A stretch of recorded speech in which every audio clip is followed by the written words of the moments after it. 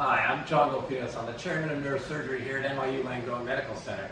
And today we're going to talk about patient positioning, which you would think is a prosaic topic, but it's actually probably one of the most important topics that you'll find in neurosurgery.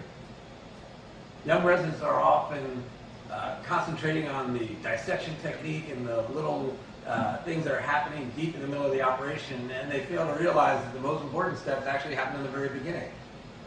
There's no time when I'm not there for the positioning of the patient. There's no time when I'll allow an operation to go forward without my first checking that the patient is in perfect position.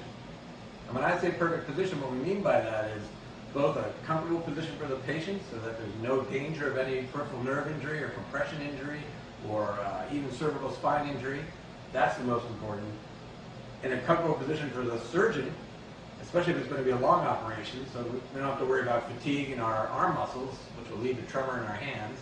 And as we get older, some of us, worry about our neck and spine and our knees, our feet, all those things. So a comfortable position for both the patient and the surgeon. But most importantly is a good position that allows the operation to go forward using gravity to assist retraction of the brain so you don't have to use other retractors, and so that blood will flow out of the field and out of the way of the dissection, and also so that especially on deep targets, your corridor to the tumor is placed in perfect positioning.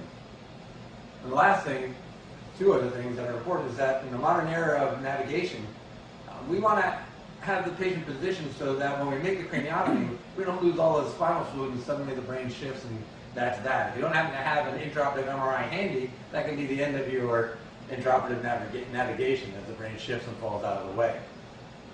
And then the last thing that plays into our hands and is so important about positioning is it allows us to actually relax the brain. And a relaxed brain is, as you know, a happy brain. And that allows us to do deep and difficult dissections with the least amount of trauma and the least amount of danger to the patient.